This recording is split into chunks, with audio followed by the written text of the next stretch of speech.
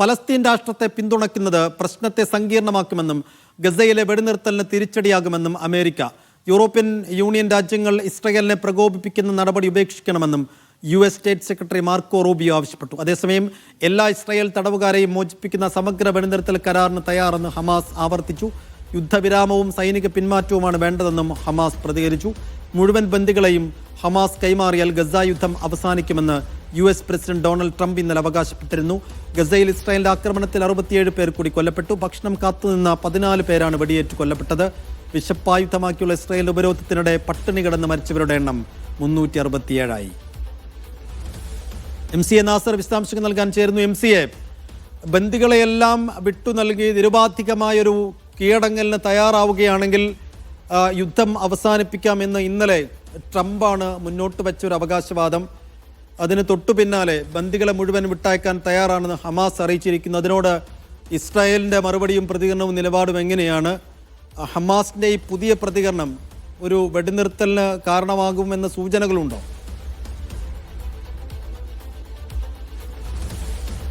സൈഫുദ്ദീൻ്റെ നിലപാടുകളിൽ വലിയൊരു മാറ്റമുണ്ട് എന്ന് ഈ ഘട്ടത്തിൽ പറയുക സാധ്യമല്ല. കാരണം ഹമാസും അമേരിക്കയുടെ ഒക്കെ പ്രതികരണം നേരത്തെയുള്ള അതേ പ്രതികരണത്തിന്റെ ആവർത്തനം മാത്രമാണ്. ഹമാസ് നേരത്തെ തന്നെ പ്രഖ്യാപിച്ചിരുന്ന ഒരു സമഗ്ര വെടിനിർത്തൽ കരാർ വരികയാണെങ്കിൽ തീർച്ചയായിട്ടും ഈ ആക്രമണം അവസാനിപ്പിക്കും, അതോടൊപ്പം തന്നെ ബന്ദികളെ പൂർണ്ണമായിട്ട് തങ്ങൾ കൈമാറുമെന്ന് വ്യക്തമാക്കിയിരുന്നു. പക്ഷേ ഒരു താൽക്കാലിക വെടിനിർത്തൽ എന്നൊരു നിർദ്ദേശം അമേരിക്കയുടെ പശ്ചിമേഷ്യൻ പ്രതിനിധി സ്റ്റീവ് വിറ്റ്കോഫ് മുന്നോട്ട് വെച്ചു.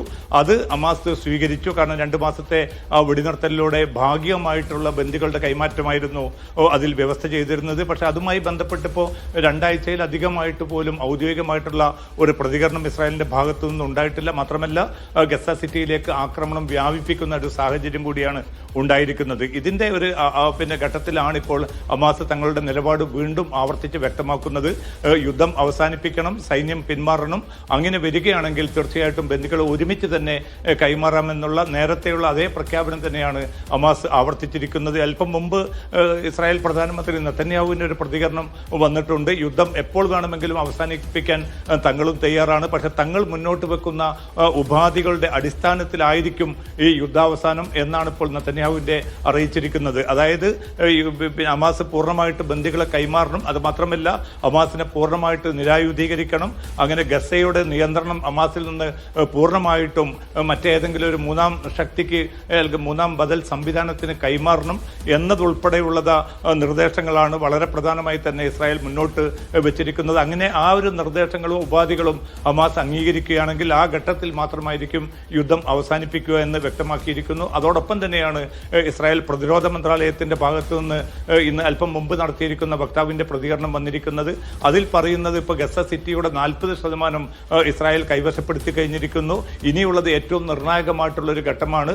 അടുത്ത ആഴ്ചയോടുകൂടി കൂടുതൽ ശക്തി സംഭരിച്ചുകൊണ്ട് തന്നെ ഗസ സിറ്റിയിലേക്ക് കടന്നു കയറും. അവിടെ നിന്ന് എല്ലാ പലസ്തീനികളോടും ഒഴിഞ്ഞു പോകാനുള്ള ഒരു നിർദ്ദേശം നൽകും. അത് ആ സമയത്ത് തന്നെ ഗസ പൂർണ്ണമായിട്ടും സിറ്റി കൂടി പിടിച്ചെടുക്കുന്നതോടുകൂടി ഹമാസിനെ ഇല്ലായ്മ ചെയ്യാൻ തങ്ങൾക്ക് സാധിക്കുമെന്ന ഒരു പ്രതികരണമാണ് ഇസ്രായേൽ പ്രതിരോധ മന്ത്രാലയത്തിന്റെ വക്താവ് അല്പം മുമ്പ് നടത്തിയിരിക്കുന്നത്. അതായത് ഏതെങ്കിലും അർത്ഥത്തിലുള്ള ഒരു വെടിനിർത്തൽ സാധ്യത പോലും അട്ടിമറിക്കാനുള്ള കൃത്യമായിട്ടുള്ള ഒരു നീക്കമാണ് നെതന്യാഹു സർക്കാരിന്റെയും സൈനിക നേതൃത്വത്തിന്റെയും ഭാഗത്തു നിന്നുള്ളത്. പക്ഷെ അമേരിക്ക ഒരു പ്രതികരണം നടത്തിയത് പ്രകാരം ചില നീക്കങ്ങൾ നടക്കുന്നുണ്ട് മധ്യസ്ഥ രാജ്യങ്ങളുമായി ബന്ധപ്പെട്ടുകൊണ്ട്. പക്ഷേ അത് ഒരു വെടിനിർത്തലിലേക്ക് നീങ്ങുമോ, ബന്ദികളുടെ ഒരുമിച്ച് കൈമാറുന്നതോടുകൂടി ഈ യുദ്ധം അവസാനിപ്പിക്കാൻ അമേരിക്ക മുൻകൈയെടുക്കുമോ എന്ന ചോദ്യം പ്രസക്തമാണ്. അതുമായി ബന്ധപ്പെട്ട തീരുമാനങ്ങളായിരിക്കും ഇനി പ്രധാനമായിട്ടും വരേണ്ടത്. അതല്ല എങ്കിൽ കൂടുതൽ രക്തദൂഷിതമായിട്ടുള്ള ഒരു ആക്രമണ പരമ്പരകളിലേക്ക് തന്നെ ഗസ സിറ്റി കീഴടക്കുക എന്ന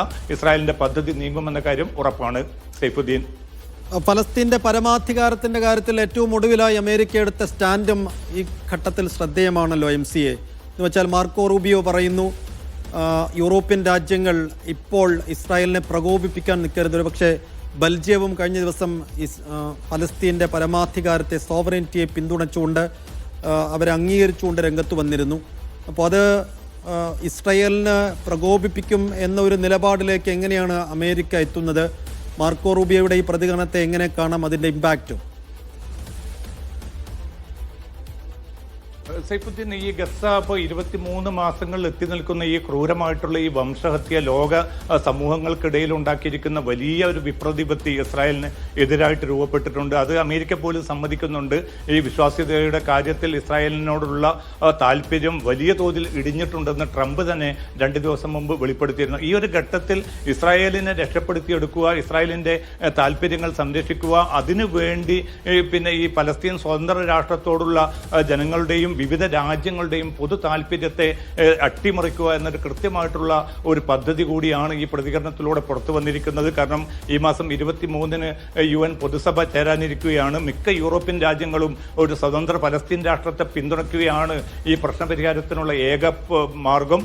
അതുകൊണ്ട് തന്നെ എല്ലാ രാജ്യങ്ങളും അതുമായി ബന്ധപ്പെട്ട കൃത്യമായിട്ടുള്ള നിലപാട് സ്വീകരിച്ചിരിക്കുന്നു. കാനഡ, ജർമ്മനി ഉൾപ്പെടെയുള്ള രാജ്യങ്ങൾ, അതോടൊപ്പം തന്നെ ഫ്രാൻസ്, ബ്രിട്ടൻ ഉൾപ്പെടെയുള്ള രാജ്യങ്ങളൊക്കെയും തങ്ങളുടെ നിലപാടിൽ ഇപ്പോൾ ഉറച്ചു നിൽക്കുകയാണ്. പക്ഷേ ഇസ്രായേലിന് അമേരിക്ക ഉറപ്പ് നൽകിയിരിക്കുന്നത് ഈ തങ്ങളുടെ സൗഹൃദ പട്ടികയിലുള്ള യൂറോപ്യൻ രാജ്യങ്ങളെ അത്തരമൊരു നീക്കത്തിൽ നിന്ന് പിന്തിരിപ്പിക്കാൻ തങ്ങൾ എല്ലാ നീക്കവും നടത്താമെന്നാണ്. ഈ ഒരു ഘട്ടത്തിലാണ് ഇപ്പോൾ US സ്റ്റേറ്റ് സെക്രട്ടറി മാർക്കോ റൂബിയോയുടെ ഒരു പ്രതികരണം പുറത്തു വന്നിരിക്കുന്നത്. അദ്ദേഹം വ്യക്തമാക്കുന്നത് നിലവിലുള്ള ഒരു സാഹചര്യത്തിൽ ഗസ യുദ്ധം അടിയന്തരമായിട്ട് അവസാനിപ്പിക്കുകയാണ് ഏറ്റവും പ്രധാനം. അതിനുള്ള നീക്കങ്ങളാണ് ഇപ്പോൾ അമേരിക്ക നടത്തിക്കൊണ്ടിരിക്കുന്നത്. അത്തരമൊരു ഘട്ടത്തിൽ ഇസ്രായേലിനെ കൂടുതൽ പ്രകോപിപ്പിക്കുന്ന ഒരു നീക്കമായിരിക്കും ഈ സ്വതന്ത്ര പലസ്തീൻ രാഷ്ട്രത്തെ പിന്തുണയ്ക്കാൻ ലോകരാജ്യങ്ങൾ തീരുമാനിച്ചാൽ സംഭവിക്കുക. അതുകൊണ്ട് ആ ഒരു നീക്കത്തിൽ നിന്ന് തൽക്കാലം എല്ലാവരും വിട്ടുനിൽക്കണം. കാരണം 125 മുതൽ 140 വരെ രാജ്യങ്ങൾ ഈ സ്വതന്ത്ര പലസ്തീൻ രാഷ്ട്രത്തെ പിന്തുണയ്ക്കുമെന്ന റിപ്പോർട്ടുകൾ നേരത്തെ തന്നെ പുറത്തു വന്നിരുന്നു. അത്തരമൊരു സാഹചര്യത്തെ ഏതൊക്കെ വിധത്തിൽ തങ്ങൾക്ക് എതിരിടാൻ സാധിക്കുമോ, അട്ടിമറിക്കാൻ സാധിക്കുമോ, അതിനുള്ള വളരെ കൃത്യമായിട്ടുള്ള ആസൂത്രിതമായിട്ടുള്ള ഒരു നീക്കമാണ് അമേരിക്ക തുടർന്നുകൊണ്ടിരിക്കുന്നത്. മാർക്കോ റൂബിയോയുടെ പ്രതികരണവും അതുമായി ബന്ധപ്പെട്ടതാണ്. കാരണം അല്ലാത്ത സാഹചര്യത്തിൽ ഈ വെസ്റ്റ് ബാങ്കിന് മേൽ ഇസ്രായേലിന്റെ പരമാധികാരം അവർ പ്രഖ്യാപിക്കും. അത് വരികയാണെങ്കിൽ സ്ഥിതിഗതികൾ കൂടുതൽ ഗുരുതരമാകും. അത്തരമൊരു സാഹചര്യം പിന്നെ ഒഴിവാക്കാൻ ഏറ്റവും നല്ല മാർഗം എന്നത് ഈ സ്വതന്ത്ര പലസ്തീൻ രാഷ്ട്രത്തിനെ പിന്തുണയ്ക്കുന്ന ആ സമീപനത്തിൽ നിന്ന് എല്ലാ ലോകരാജ്യങ്ങളും പിന്മാറണമെന്നാണ് മാർക്കോ റൂബിയോയും അതോടൊപ്പം തന്നെ അമേരിക്കൻ നേതൃത്വവും ആവശ്യപ്പെടുന്നത്. ഇത് ഇസ്രായേലിന് വേണ്ടിയുള്ള ഒരൊറ്റ ന്യായീകരണവും ഇസ്രായേലിന് വേണ്ടിയുള്ള ഒരു നയതന്ത്ര നീക്കവുമാണ്. അതിലപ്പുറം പലസ്തീൻ താല്പര്യത്തോടോ പലസ്തീൻ ജനതയോടോ ഉള്ള ഒരു താല്പര്യവും അമേരിക്കൻ സെക്രട്ടറിയുടെ ഈ പ്രതികരണത്തിൽ നമുക്ക് ഈ ഘട്ടത്തിൽ കാണാൻ സാധിക്കുകയുമില്ല. സൈഫുദ്ദീൻ, തീർച്ചയായും സൈനികപരമായ പിന്തുണയ്ക്കൊപ്പം രാഷ്ട്രീയപരമായ പിന്തുണയും അമേരിക്ക ഈ സമയത്തും ഇസ്രായേലിന് ഉറപ്പിക്കുന്ന കാഴ്ചയാണ് കണ്ടുകൊണ്ടിരിക്കുന്നത്. ഏറ്റവും ഒടുവിലായി അമേരിക്ക എടുത്ത സ്റ്റാൻഡിനെ ആ രീതിയിലാണ് വിലയിരുത്തപ്പെടുന്നത്. വിശദാംശങ്ങൾ നൽകി MC നാസർ. ഇനി കുവൈത്തിൽ ഫ്ളാറ്റുകളുടെ വാടക നിരക്കുകൾ ഉയരുമെന്ന മുന്നറിയിപ്പുമായി റിയൽ എസ്റ്റേറ്റ് യൂണിയൻ. വിസ നിയമങ്ങൾ ലളിതമാക്കിയതോടെ രാജ്യത്തേക്ക് സന്ദർശകരുടെ വരവ് വർദ്ധിച്ചിട്ടുണ്ട്. സന്ദർശക വിസകൾ വീണ്ടും തുറന്നതോടെ രാജ്യത്തെ വാടക നിരക്കുകൾ ഉയരുമെന്ന് മുന്നറിയിപ്പുമായി റിയൽ എസ്റ്റേറ്റ് യൂണിയൻ. പ്രവാസികളുടെ വരവ് വർദ്ധിക്കുന്നത് ഭവന ആവശ്യകത കൂട്ടുമെന്നും രാജ്യത്തെ പ്രധാന സ്ഥലങ്ങളിൽ വാടകയിൽ 7 മുതൽ 10% വരെ വർധനവ് രേഖപ്പെടുത്തുമെന്നും റിയൽ എസ്റ്റേറ്റ് യൂണിയൻ ചെയർമാൻ വ്യക്തമാക്കി. സന്ദർശകരുടെ എണ്ണത്തിലെ വർധനവ് ഹോട്ടലുകൾ, റെസ്റ്റോറന്റുകൾ, കഫേകൾ, വാണിജ്യ മേഖലകൾ എന്നിവയ്ക്ക് നേരിട്ടുള്ള ഗുണമായി മാറുമെന്ന് വിദഗ്ധർ വിലയിരുത്തുന്നു. ബാങ്കിംഗ് മേഖല, സ്വകാര്യ ആരോഗ്യ സേവനങ്ങൾ എന്നീ മേഖലയിലും വളർച്ച രേഖപ്പെടുത്തുന്നുണ്ട്. എന്നാൽ സാമ്പത്തിക സ്ഥിരത കൃത്യമായി വിലയിരുത്താൻ കുറഞ്ഞത് 6 മാസം വേണ്ടിവരുമെന്നും റിയൽ എസ്റ്റേറ്റ് വിദഗ്ധർ ചൂണ്ടിക്കാട്ടുന്നു. നിലവിൽ രാജ്യത്തെ ഭവന യൂണിറ്റുകളുടെ 10% ഒഴിഞ്ഞുകിടക്കുന്നതായും വിസിറ്റ് വിസകൾ തുറക്കുന്നത് ഹ്രസ്വ ഇടത്തര വാടക വിപണിയെ പുനരുജ്ജീവിപ്പിക്കുമെന്നാണ് പ്രതീക്ഷ. ഹവല്ലി, സാൽമിയ പോലുള്ള സ്ഥലങ്ങളിൽ ചെറിയ അപ്പാർട്ട്മെന്റുകളുടെ വാടക 280 ദിനാർ മുതൽ 330 ദിനാർ വരെ ഉയർന്നേക്കാം. അതിനിടെ വാടക ഉയരുന്നത് മലയാളികൾ അടക്കമുള്ള താഴ്ന്ന വരുമാനക്കാരായ പ്രവാസികൾക്ക് വൻ തിരിച്ചടിയാകും. നിലവിൽ പ്രവാസികളുടെ ആകെ വരുമാനത്തിന്റെ ശരാശരി 30 മുതൽ 40% വരെ വീട്ടുവാടക ഇനത്തിൽ ചെലവ് വരുന്നതായാണ് കണക്കുകൾ. Media 1, Kuwait city. ഖത്തറിലെ താമസ വസ്തു ഇടപാടുകളിൽ വൻ കുതിപ്പ്. മുൻവർഷത്തെ അപേക്ഷിച്ച് 100%-ലേറെ വർധനയാണ് മേഖലയിൽ രേഖപ്പെടുത്തിയത്. രാജ്യത്തെ റിയൽ എസ്റ്റേറ്റ് വിപണി ശക്തമായി തുടരുന്നതിന്റെ സൂചനയാണ് ഇടപാടുകളിലെ വർധന. ആഗോള റിയൽ എസ്റ്റേറ്റ് കൺസൾട്ടന്റായ നൈറ്റ് ഫ്രാങ്കിന്റെ കണക്കുപ്രകാരം ഈ വർഷം 2ാം പാദത്തിൽ ഖത്തറിലെ താമസ പാർപ്പിട ഇടപാടുകളിൽ 114% വർധനയാണ് രേഖപ്പെടുത്തിയത്. ഇക്കാലയളവിൽ 923 കോടി ഖത്തർ റിയാൽ മൂല്യമുള്ള 1844 വസ്തു ഇടപാടുകളാണ് രജിസ്റ്റർ ചെയ്തത്. ദോഹ, അൽദായിൻ, അൽവക്ര മുനിസിപ്പാലിറ്റികളിലാണ് ഏറ്റവും കൂടുതൽ വിനിമയം നടന്നത്. ദോഹയിൽ മാത്രം 3.85 ബില്യൺ ഖത്തർ റിയാലിൻ്റെ ഇടപാട് നടന്നു. മുൻവർഷത്തെ അപേക്ഷിച്ച് 126% വർധനയാണ് ദോഹയിലുണ്ടായത്. അൽദായിനിൽ 164%, വക്രയിൽ 127% വർധന രേഖപ്പെടുത്തി. അപ്പാർട്ട്മെൻറ്റ് ഇടപാടുകളിൽ മുൻവർഷത്തെ അപേക്ഷിച്ച് 3.5% വർധനയുണ്ടായി. ശരാശരി 13,270 ഖത്തർ റിയാലാണ് പ്രധാന മേഖലകളിൽ ചതുരശ്ര മീറ്ററിൻ്റെ മൂല്യം. ലുസൈൽ വാട്ടർ ഫ്രണ്ട് ഡിസ്ട്രിക്റ്റിലെ അപ്പാർട്ട്മെൻറ്റുകളാണ് ഏറ്റവും വിലയേറിയത്. ചതുരശ്ര മീറ്ററിന് 15,131 ഖത്തർ റിയാൽ. വില്ലകളുടെ ഇടപാട് മൂല്യത്തിൽ മുൻവർഷത്തെ അപേക്ഷിച്ച് 4% കുറവ് രേഖപ്പെടുത്തി. റിയൽ എസ്റ്റേറ്റ് മേഖലയിൽ 85%-യും വർധനയുണ്ടായി. ആകെ നടന്നത് 2.16 ബില്യൺ ഖത്തർ റിയാൽ മൂല്യമുള്ള 598 ഇടപാടുകളാണ്. അപ്പാർട്ട്മെൻറ്റുകളുടെ മൂല്യം വർദ്ധിച്ചതും ഭൂമി ഇടപാടുകൾ കൂടിയതും രാജ്യത്തെ നിക്ഷേപ സമൂഹത്തിൻ്റെ ആത്മവിശ്വാസം അടയാളപ്പെടുത്തുന്നതായി നൈറ്റ് ഫ്രാങ്ക് റിപ്പോർട്ടിൽ പറയുന്നു. Media 1, Doha. സൗദിയിൽ വിദേശ നിക്ഷേപം വർദ്ധിച്ചതായി കണക്കുകൾ. 11,000 കോടി റിയാലിലധികമാണ് ആകെ നിക്ഷേപം. കഴിഞ്ഞ വർഷത്തേതാണ് കണക്കുകൾ. വിഷൻ 2030 പ്രഖ്യാപനത്തോടെയാണ് നിക്ഷേപങ്ങളിലെ വളർച്ച. 24.2% വാർഷിക വളർച്ചയാണ് വിദേശ നിക്ഷേപത്തിലുണ്ടായത്. കഴിഞ്ഞ വർഷത്തെ അടിസ്ഥാനമാക്കിയുള്ളതാണ് കണക്ക്. 11,920 കോടി റിയാലാണ് ആകെ നിക്ഷേപം. വിഷൻ 2030 പ്രഖ്യാപനത്തോടെയാണ് നിക്ഷേപങ്ങളിലെ വളർച്ച. എണ്ണ ഇതര മേഖലകളിലാണ് നിക്ഷേപങ്ങളിൽ ഭൂരിഭാഗവും.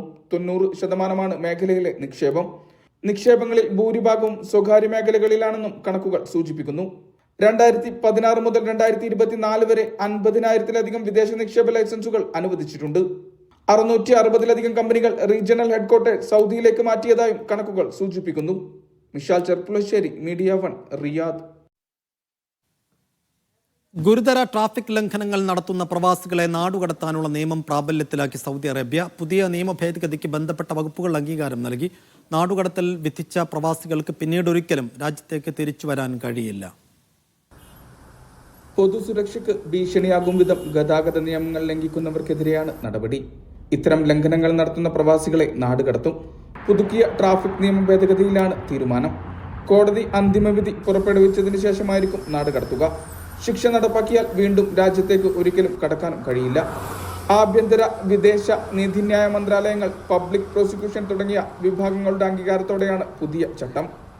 മദ്യം, മയക്കുമരുന്ന് തുടങ്ങിയവ ഉപയോഗിച്ച് വാഹനമോടിക്കൽ, റെഡ് സിഗ്നൽ മുറിച്ചുകടക്കൽ, എതിർദിശയിൽ വാഹനമോടിക്കൽ, വേഗത്തിൽ വെട്ടിച്ച് ട്രാക്ക് മാറൽ, വേഗപരിധി മറികടക്കൽ, നിരോധിച്ച ഇടങ്ങളിൽ ഓവർടേക്കിംഗ് തുടങ്ങിയവ ഗുരുതര ലംഘനങ്ങളായി കണക്കാക്കും. Mishal Cherpulassery, media 1, Riyadh. Kuwait റോഡുകളിൽ വാഹനമോടിക്കുന്നവർ ജാഗ്രത. നിരീക്ഷണവുമായി ഹെലികോപ്റ്ററുകളും ഹൈടെക് ക്യാമറകളുമുണ്ട്. അറബിക് സ്കൂളുകൾ അടുത്തയാഴ്ച ആരംഭിക്കുന്നതിനെ തുടർന്ന് വിദ്യാർത്ഥികളുടെ സുരക്ഷ ഉറപ്പാക്കാനും റോഡിലെ തിരക്ക് നിയന്ത്രിക്കാനുമായി ആഭ്യന്തര മന്ത്രാലയം പ്രത്യേക ട്രാഫിക് പദ്ധതി പ്രഖ്യാപിച്ചു. പുതിയ അധ്യയന വർഷം ആരംഭിക്കുന്ന സാഹചര്യത്തിൽ വിദ്യാർത്ഥികളുടെ സുരക്ഷയും ഗതാഗതവും ഉറപ്പാക്കാൻ ആഭ്യന്തര മന്ത്രാലയം സമഗ്രമായ സുരക്ഷാ പദ്ധതി പ്രഖ്യാപിച്ചു. സ്കൂൾ സമയങ്ങളിൽ 300-ലധികം ട്രാഫിക് രക്ഷാപ്രവർത്തനം, പൊതുസുരക്ഷാ പെട്രോളിംഗ് സംഘങ്ങൾ വിന്യസിക്കുമെന്ന് അധികൃതർ അറിയിച്ചു. ഹെലികോപ്റ്ററുകളും ഓപ്പറേഷൻസ് റൂമുമായി ബന്ധിപ്പിച്ചിരിക്കുന്ന നൂതന ക്യാമറകളും ഗതാഗത നിയന്ത്രണത്തിനായി പ്രവർത്തിക്കും. ട്രാഫിക് പെട്രോളുകൾ രാവിലെ 6 മുതൽ 8:30 വരെയും ഉച്ചയ്ക്ക് 12 മുതൽ 2:30 വരെയും പ്രവർത്തിക്കും.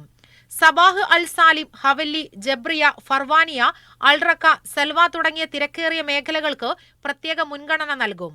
150 സ്കൂളുകൾക്ക് നേരിട്ടുള്ള സുരക്ഷാ പരിരക്ഷയും റോഡ് അറ്റകുറ്റപ്പണികളിൽ ഗതാഗത തടസ്സം ഒഴിവാക്കാൻ പൊതുമരാമത്ത് മന്ത്രാലയവുമായി സഹകരണവും പദ്ധതിയിൽ ഉൾപ്പെടുത്തിയിട്ടുണ്ട്. വിദ്യാർത്ഥികളുടെ സുരക്ഷയ്ക്ക് കാൽനട ക്രോസിംഗുകൾ കർശനമായി നിരീക്ഷിക്കും. കുട്ടികളെ സീറ്റ് ബെൽറ്റ് കെട്ടാതെ കൊണ്ടുപോകുന്ന മാതാപിതാക്കൾക്ക് പിഴയും തിരക്കേറിയ സമയങ്ങളിൽ ട്രക്കുകൾ നിരോധനവും നടപ്പാക്കും. പ്രവാസി ഡ്രൈവർമാരെ ലക്ഷ്യമിട്ട് കടുത്ത നടപടികൾ ഉണ്ടായിരിക്കുമെന്ന് അധികൃതർ വ്യക്തമാക്കി. മേജർ ജനറൽ ഹമീദ് അൽ ദവാസ് പൊതുജനങ്ങളുടെ സഹകരണം അഭ്യർത്ഥിക്കുകയും കമ്മ്യൂണിറ്റി പങ്കാളിത്തത്തിലൂടെയാണ് സുരക്ഷാക്രമം ഉറപ്പാക്കാനാകുമെന്ന് ചൂണ്ടിക്കാട്ടുകയും ചെയ്തു. Media 1, Kuwait city. റോബ്ലോക്സ് ഗെയിമിന് സൗദിയിൽ നിയന്ത്രണം ഏർപ്പെടുത്തി. ഗെയിമിലെ വോയിസ്, ടെക്സ്റ്റ് ചാറ്റുകൾ ഇനി ലഭിക്കില്ല. ഓഡിയോ വിഷ്വൽ മീഡിയ അതോറിറ്റിയുടേതാണ് നടപടി. കുട്ടികളുടെ അക്കാദമിക മികവിനെ വരെ ഗെയിം ഗുരുതരമായി ബാധിക്കുമെന്ന റിപ്പോർട്ടുകളുണ്ടായിരുന്നു. ഇത് ചൂണ്ടിക്കാട്ടി പല രാജ്യങ്ങളും ഗെയിം നിരോധിച്ചിട്ടുണ്ട്. ലോകത്ത് തന്നെ ഏറ്റവും കൂടുതൽ കുട്ടികൾ ഉപയോഗിക്കുന്ന ഓൺലൈൻ ഗെയിമാണ് റോബ്ലോക്സ്. 2004 തുടങ്ങിയ റോബ്ലോക്സിൽ ആർക്കും സ്വന്തമായി ഗെയിം സൃഷ്ടിക്കാം. സൃഷ്ടിച്ച ഗെയിം മറ്റുള്ളവർക്ക് ഉപയോഗിക്കുകയും ചെയ്യാം. ഇതിലെ സോഷ്യൽ പ്ലാറ്റ്ഫോം വഴി കുട്ടികൾക്ക് ഏതൊരാളുമായും ചാറ്റ് ചെയ്യാനാകും. രക്ഷിതാക്കളുടെ മേൽനോട്ടമില്ലെങ്കിൽ വൻ അപകട സാധ്യത ഇതിലുണ്ട്. സാധാരണ ഗെയിമുകളുടെ ലോഗോയല്ലാത്തതിനാൽ രക്ഷിതാക്കൾക്ക് റോബ്ലോക്സ് ഗെയിം തിരിച്ചറിയാനും പ്രയാസമാണ്. ഇത് തിരിച്ചറിഞ്ഞാണ് റോബ്ലോക്സ് ഗെയിമിലെ text voice chatting Saudi General Authority for Audio Visual Media വിലക്കേർപ്പെടുത്തിയത്. ഗെയിം ദുരന്തത്തിലേക്ക് നയിക്കുന്നുണ്ടെങ്കിൽ ഇടപെടാൻ അറബി സംസാരിക്കുന്ന മോഡറേറ്റർമാരെ നിയമിക്കാനും പ്ലാറ്റ്ഫോമിനോട് മന്ത്രാലയം ആവശ്യപ്പെട്ടു. ഏറ്റവും പുതിയ കണക്ക് പ്രകാരം 8.5 കോടിയിലേറെ പേർ ഇത് ഉപയോഗിക്കുന്നുണ്ട്. റോബ്ലോക്സ് സ്റ്റുഡിയോ ഉപയോഗിച്ച് കുട്ടികൾക്ക് സ്വന്തമായി ഗെയിമുകൾ ഉണ്ടാക്കാം. ഇത് പ്രോഗ്രാമിംഗിനും ഡിസൈൻ പഠിക്കാനും സഹായിക്കുന്നു എന്നതാണ് കമ്പനിയുടെ വാദം. കുട്ടികൾ റോബ്ലോക്സിൽ അധിക സമയം ചിലവഴിച്ചാൽ പഠനത്തെയും ഉറക്കത്തെയും ബാധിക്കും. റോബക്സ് എന്ന വെർച്വൽ കറൻസി വാങ്ങാൻ കുട്ടികൾ മാതാപിതാക്കളുടെ പണം ഉപയോഗിച്ചേക്കാമെന്ന് മുന്നറിയിപ്പുകൾ പറയുന്നു. ലൈംഗികത ഉൾപ്പെടെ മോശം ഉള്ളടക്കങ്ങൾ ചെറുപ്രായത്തിൽ തന്നെ കുട്ടികൾ കാണുന്നുവെന്നത് കുട്ടികളുടെ മാനസിക നിലയെ തന്നെ ബാധിക്കും. തുർക്കി, ഒമാൻ, ഖത്തർ, കുവൈറ്റ് തുടങ്ങി പല രാജ്യങ്ങളും ഗെയിം പൂർണ്ണമായും നിരോധിച്ചിട്ടുണ്ട്. പല രാജ്യങ്ങളും ഉള്ളടക്കം നിയന്ത്രിച്ചും നടപടിയെടുത്തു. രക്ഷിതാക്കളുടെ മേൽനോട്ടമില്ലെങ്കിൽ കുട്ടികളുടെ പഠന മികവിനെ തന്നെ ഗെയിം ബാധിക്കുമെന്നാണ് മുന്നറിയിപ്പ്. Aftab Rahman, media 1, Riyadh. Kuwait ആഭ്യന്തര മന്ത്രാലയത്തിൽ പുനഃസംഘടനയുമായി അധികൃതർ. റെസിഡൻസിയിലും പൗരത്വകാര്യങ്ങളിലെ ഘടനയിലും കാര്യമായ മാറ്റങ്ങൾ വരുത്തി. ഒന്നാം ഉപപ്രധാനമന്ത്രിയും ആഭ്യന്തരമന്ത്രിയുമായ ഷെയ്ഖ് ഫഹദ് യൂസഫ് അസ്സബാഹ് ആണ് മന്ത്രിതല തീരുമാനം പുറപ്പെടുവിച്ചത്. പുതിയ ഉത്തരവ് പ്രകാരം general department of residency affairs investigations റദ്ദാക്കി. നാളെ തിരുവോണം ആഘോഷിക്കാനുള്ള തയ്യാറെടുപ്പിലാണ് UAE-യിലെ പ്രവാസി മലയാളികളും. UAE-യിൽ നബിദിനത്തിന്റെ പൊതു അവധി ദിവസമാണ് ഓണം കടന്നുവരുന്നത്. മറ്റു ഗൾഫ് രാജ്യങ്ങളിൽ വെള്ളിയാഴ്ച വാരാന്ത്യ അവധിയായതിനാൽ തിരുവോണം ഇത്തവണ ഗംഭീരമാകും. UAE ഉത്രാടപ്പാച്ചിലിന്റെ വിശേഷങ്ങളുമായി ഷാർജയിൽ നിന്ന് ഷസ്ന ഫർസീൻ തയ്യാറാക്കിയ റിപ്പോർട്ട് കാണാം.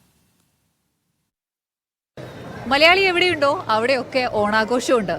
പ്രത്യേകിച്ച് ഇങ്ങ് UAE-യിൽ നാളെ നബിദിനത്തോടനുബന്ധിച്ചുള്ള പൊതു അവധി ദിവസം കൂടി ആയതിനാൽ ഓണം കെങ്കേമമായി ആഘോഷിക്കാനുള്ള തയ്യാറെടുപ്പിലാണ് ഇവിടെയുള്ള ഓരോ മലയാളി പ്രവാസികളും. എൻ്റെ പുറകിൽ കാണുന്നത് പോലെ തന്നെ വലിയൊരു വണ്ടി നിറയെ, ലോറി നിറയെ പച്ചക്കറികളും മറ്റു പൂക്കളും സാധനങ്ങളും ഒക്കെയായി അതിൻ്റെ ലാസ്റ്റ് മിനിറ്റ് പർച്ചേസ് അഥവാ ഉത്രാടപ്പാച്ചിൽ തിരക്കിലാണ് ഓരോ മലയാളികളും. ചേച്ചി ഇവിടെ ധൃതിയിൽ പച്ചക്കറികൾ എടുത്തുകൊണ്ടിരിക്കുകയാണ്. ചേച്ചി, എന്താണ് നാളത്തെ ഓണം പരിപാടി? നാളത്തെ ഓണപ്പരിപാടി ഇന്നിപ്പം എല്ലാവർക്കും വർക്കിംഗ് ആയിരുന്നു. അപ്പം നമ്മൾ ഇന്നിപ്പം പർച്ചേസ് ഒക്കെ ചെയ്തിട്ട് നാളെ ഇപ്പം എല്ലാവർക്കും അവധി ആയതുകൊണ്ട് സദ്യ പ്രിപ്പയർ ചെയ്യാനായിട്ടുള്ള പ്ലാനാണ്. എന്തൊക്കെയാണ് നാളെ ഉണ്ടാക്കാൻ പോകുന്ന വിഭവങ്ങൾ? സദ്യ നോർമലി ചെയ്യുന്ന തോരൻ, അവിയൽ, പുളിശ്ശേരി, പരിപ്പ്, പപ്പടം. നമ്മൾ തെക്കാണ്, കൊല്ലത്തു നിന്നാണ്. അപ്പോൾ നോർമലി നമ്മൾ ഉണ്ടാക്കുന്ന എല്ലാ വിഭവങ്ങളും ചെയ്യാറുണ്ട്. പപ്പടത്തിന് അടിവിടോ? പപ്പടത്തിന് അടിവിടത്തില്ല, അത് റെയറായിട്ട് സംഭവിക്കുന്ന കാര്യമാണ്. എന്തായാലും ചേച്ചി നാളെ ഓണം തകൃതിയായിട്ട് ആഘോഷിക്കാം. Thank you so much. ഞാൻ തിരുവനന്തപുരംകാരിയാണ്. അപ്പം ഞങ്ങളവിടെ ഓണം സ്പെഷ്യലാണ് എപ്പോഴും.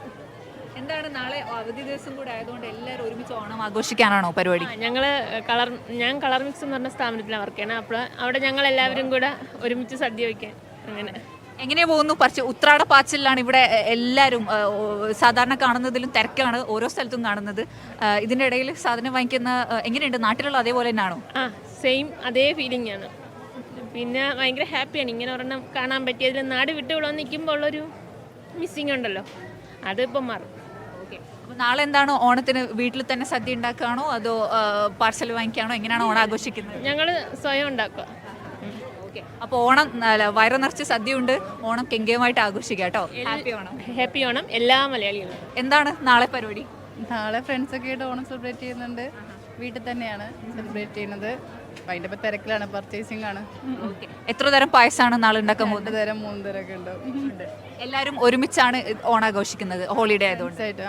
ഹോളിഡേ ആദ്യമായിട്ടാണല്ലോ അങ്ങനെ വരാറില്ലല്ലോ. ഇതിനും കൂടെ ആയ കാരണം രണ്ടും കൂടെ ഹോളിഡേ ആണ്. ഓക്കെ, അപ്പോൾ നാളെ ഓണം തകൃതിയായിട്ട് ആഘോഷിക്കുക. റെയറായിട്ട് കിട്ടുന്ന ചാൻസ് ആണ്. Okay, happy Onam. സാമ്പാർ, അവിയൽ, തോരന്, കിച്ചടി, പച്ചടി ഇതെല്ലാം ഉണ്ടാക്കി ഹാപ്പിയായിട്ട് എല്ലാം വീട്ടിൽ തന്നെ ഇത്തവണ ഉണ്ടാക്കുകയാണ്? വീട്ടിൽ തന്നെ. എങ്ങനെയുണ്ട്? കുടുംബത്തോടൊപ്പമാണോ കൂട്ടുകാരൊപ്പം എങ്ങനെയാണ് ആഘോഷിക്കുന്നത്? ഞങ്ങൾ ബാച്ചിലറുടെ അല്ലേ, ഫാമിലി ഉണ്ട്. ഫാമിലി നാട്ടിലാണ്, ഇവിടെ ബാച്ചിലറുണ്ട്. ബാച്ചിലേഴ്സ് റൂമിലെ ഓണാഘോഷം എങ്ങനെയാണ്? ഓക്കെ, അത് അടിപൊളിയാണ്. എന്താണ് നാളെ ഓണം സെലിബ്രേഷൻ? ഓണമായിട്ട് നാളെ സദ്യ, അത് ബന്ധപ്പെട്ടുള്ള കളികൾ, അത്തപ്പൂ, മാവേലി, സദ്യ അങ്ങനെ അങ്ങനെ പോകും. നിങ്ങൾ എല്ലാവരും ഒരുമിച്ചാണോ താമസിക്കുന്നത്? ഈ പരിപാടിക്ക് വേണ്ടി ഒരുമിച്ചായതാണ്. നിങ്ങൾ വേറെ വേറെ സ്ഥലത്ത് താമസിക്കുന്ന ആൾക്കാരാണ്. ഞാൻ ദുബായ്, ഇവൻ അജ്മാനത്തിൽ, ഇവൻ്റെ റൂമിൽ നമ്മൾ പോയത്. അപ്പോൾ യു എയുടെ പല ഭാഗത്തു നിന്നുള്ള ആൾക്കാർ നാളെ ഓണം സെലിബ്രേറ്റ് ചെയ്യാൻ വേണ്ടിയിട്ട് ഒത്തുകൂടാണ് കൂട്ടുകാർ. കുറച്ച് പേരും കൂടെ ഉണ്ട്, അവരവിടെ എത്തിക്കഴിഞ്ഞു. ഇനി ഞങ്ങൾ അങ്ങോട്ട് എത്തണം ബാക്കി സാധനങ്ങളെല്ലാം മേടിച്ചിട്ട്. എന്താണ് നാളെ ഓണത്തിനുള്ളത്? നിങ്ങൾ സദ്യ പ്രിപ്പയർ ചെയ്യാണോ അതോ പാർസൽ വാങ്ങിക്കാണോ? എന്താണ്? അതുകൊണ്ടല്ലേ കടയിൽ സാധനം മേടിക്കാൻ വരുന്നത്. നമ്മളൊരു 25 ഫ്രണ്ട്സോളം ഉണ്ട്. അതെ. അപ്പോൾ ഗംഭീര ആഘോഷമാണ് 25 പേര് ചേർന്ന ഓണം. അതെ, ഗംഭീരമാണ്. നാളെ ശേഷം ഞങ്ങൾ എല്ലാവരും കൂടെ ഒത്തുകൂടുന്നതാണ്. അപ്പോൾ അതിൻ്റെതായ ബന്ധപ്പെട്ട അങ്ങനെയുള്ള പരിപാടികൾ. നാളെ നബിദിനം കൂടെ അല്ലേ, അതിൻ്റെയും ചെറിയൊരു ഇതുണ്ട്, ആഘോഷമുണ്ട്. എല്ലാം ഒരുമിച്ച് ആഘോഷിക്കാന്ന് പറഞ്ഞാൽ എല്ലാവരും കൂടെ ഒത്തുകൂടിയത്.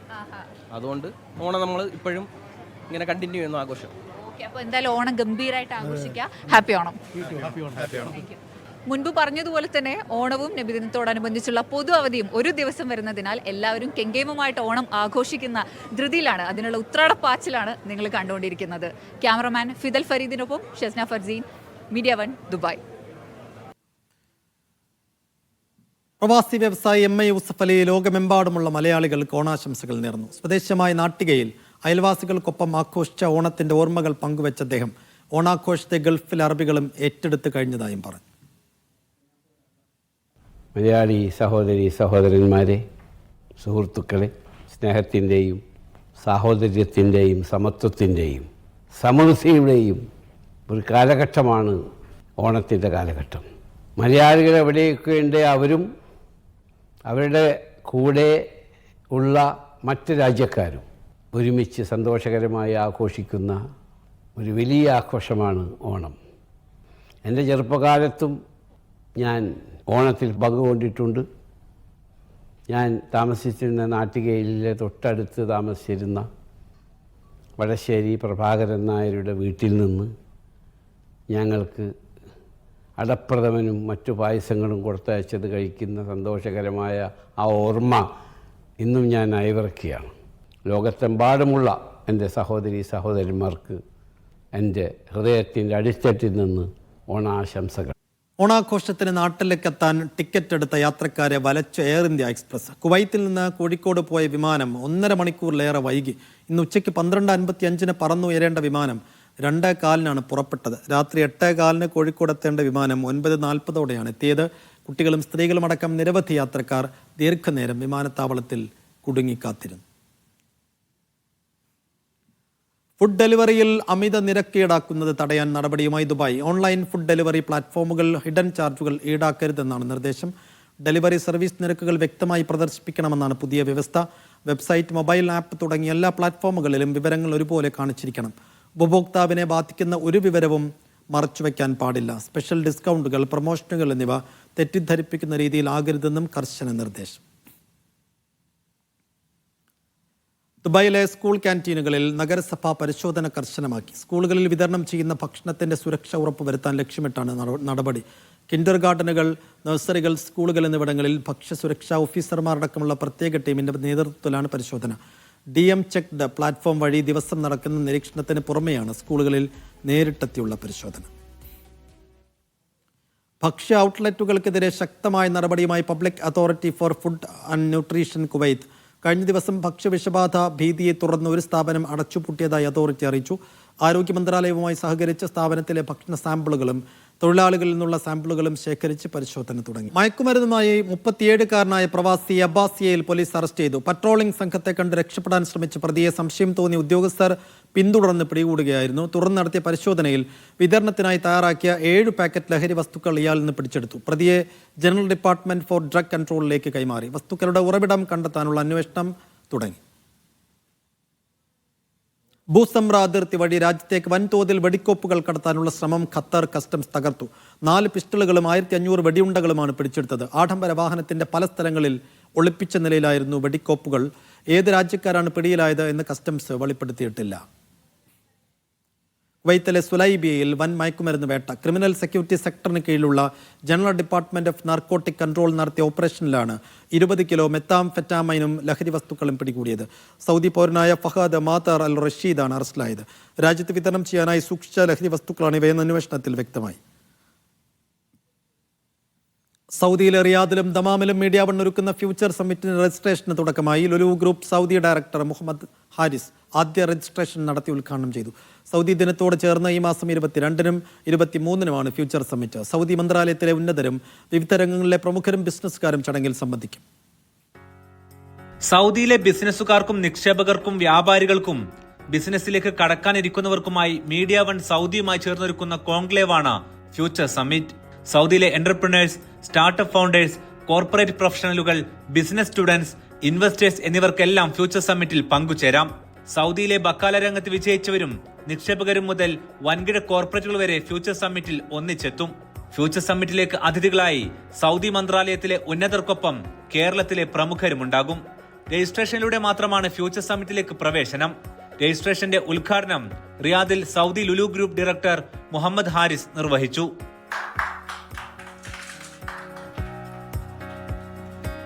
ഈ ഫ്യൂച്ചർ സമ്മിറ്റ് എന്നുള്ള ഈ കോൺക്ലേവ് മീഡിയ വൺ നടത്തുന്ന ഈ കോൺക്ലേവിന് എല്ലാവിധ ആശംസകളും ലുലുവിൻ്റെ പേരിലും എൻ്റെ പേഴ്സണൽ പേരിലും ഞാൻ അർപ്പിക്കുകയാണ്.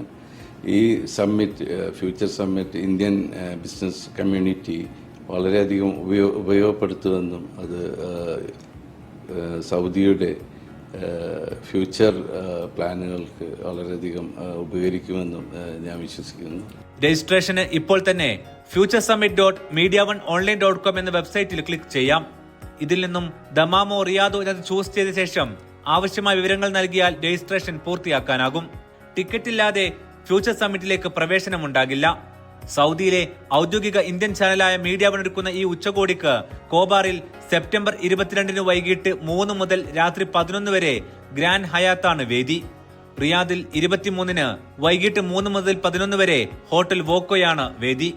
ഇമോഷണൽ സെയിൽസ് ലീഡർഷിപ്പ് കോച്ചായ റിയാസ് ഹക്കീം സാങ്കേതിക വിദ്യ ഉപയോഗിച്ച് നമ്മുടെ ബിസിനസിനെ എങ്ങനെ സൗദിയിൽ മാറ്റാമെന്നതിൽ ഉമർ അബ്ദുസലാം എന്നിങ്ങനെ പ്രമുഖർ സെഷനുകൾ നയിക്കും. സൗദിയിൽ ഉൾപ്പെടെ GCCയിൽ വിജയകരമായി ബിസിനസ് തുടരുന്ന സക്സസ് സ്റ്റോറികൾ പറയുന്ന പ്രത്യേക സെഷനും ഫ്യൂച്ചർ സമ്മിറ്റിൽ ഉണ്ടാകും. ഒപ്പം ഇവരോട് സംവദിക്കാനുള്ള അവസരവും. സൗദിയിൽ വിജയക്കൊടി പാറിച്ചവർക്കായി സൗദി മന്ത്രാലയത്തിലെ ഉന്നതർ പുരസ്കാരങ്ങൾ സമ്മാനിക്കുന്ന അവാർഡ് നൈറ്റും ഫ്യൂച്ചർ സമ്മിറ്റിന്റെ ഭാഗമാണ്.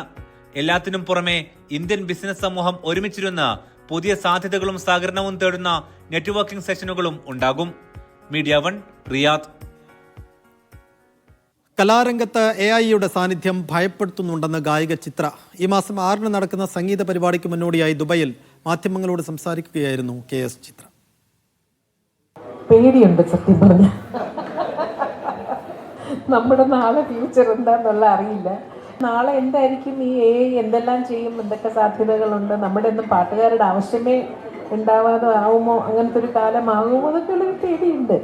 ശബ്ദത്തിന്റെ മേന്മ നിലനിർത്തുന്നതിനെ കുറിച്ച് ചോദിച്ചപ്പോൾ താൻ ഇപ്പോഴും സംഗീത പരിശീലനം ഒഴിവാക്കാറില്ലെന്ന് ചിത്ര പറഞ്ഞു. ഡെയിലി 2 ദിവസം ചെയ്തില്ലെങ്കിൽ 3-ാം ദിവസം എനിക്കറിയാൻ പറ്റും, 4-ാം ദിവസം നിങ്ങൾക്ക് അറിയാൻ പറ്റും. അതുകൊണ്ട് അതും അധികം മുടക്കാൻ പറ്റില്ല.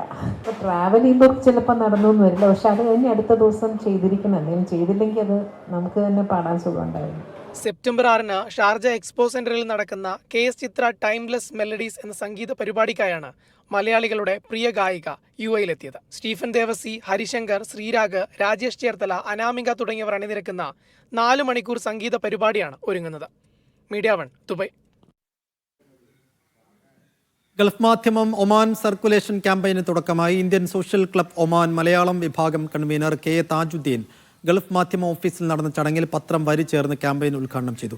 ഗൾഫ് മാധ്യമം റെസിഡന്റ് മാനേജർ അഫ്സൽ അഹമ്മദ് പത്രം കൈമാറി. Marketing manager Shaiju Salahuddin, circulation coordinator Navas തുടങ്ങിയവരും ചടങ്ങിൽ പങ്കെടുത്തു. ഗൾഫ് മാധ്യമത്തിന്റെ തുറന്നുള്ള യാത്രയ്ക്ക് ആശംസകൾ നേരുകയാണെന്ന് KA താജുദ്ദീൻ പറഞ്ഞു. ഒമാനിൽ നിന്നും പ്രസിദ്ധീകരിക്കുന്ന ഏക മലയാള ദിനപത്രമാണ് മാധ്യമം. വർഷങ്ങളായിട്ട് ഞാൻ അതിൻ്റെ ഒരു വരിക്കാരനാണ്. എല്ലാ ദിവസവും പ്രോംപ്റ്റായിട്ട് കയ്യിൽ കിട്ടുന്ന ഒരു പത്രമാണ് മാധ്യമം. അതിൻ്റെ ക്യാമ്പയിനുമായിട്ട് ബന്ധപ്പെട്ട് എനിക്ക് അവരുടെ ഓഫീസ് സന്ദർശിക്കാനുള്ള അവസരമുണ്ടായി. മാധ്യമ ദിനപത്രത്തിന് എല്ലാവിധമായ ആശംസകളും. ബഹ്റൈൻ കേരളീയ സമാജത്തിന്റെ ഈ വർഷത്തെ ഓണാഘോഷ പരിപാടിയായ ശ്രാവണം 2025-ന് കൊടിയേറ്റത്തോടെ തുടക്കം. 100-ലധികം വാദ്യ കലാകാരന്മാർ അണിനിരന്ന വാദ്യാഘോഷം ചടങ്ങിന് മാറ്റുകൂട്ടി.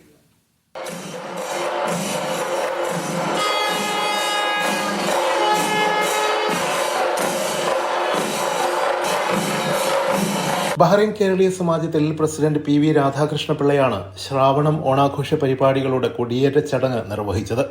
സമാജമംഗം അനു തോമസിന്റെ നേതൃത്വത്തിൽ 80-ലധികം കലാകാരന്മാർ അവതരിപ്പിച്ച വള്ളപ്പാട്ടും വിജിത ശ്രീജിത്തിന്റെ നേതൃത്വത്തിൽ 100-ലധികം ഗായകർ അവതരിപ്പിച്ച ഓണപ്പാട്ടും ആസ്വാദ്യകരമായ അനുഭവമായി.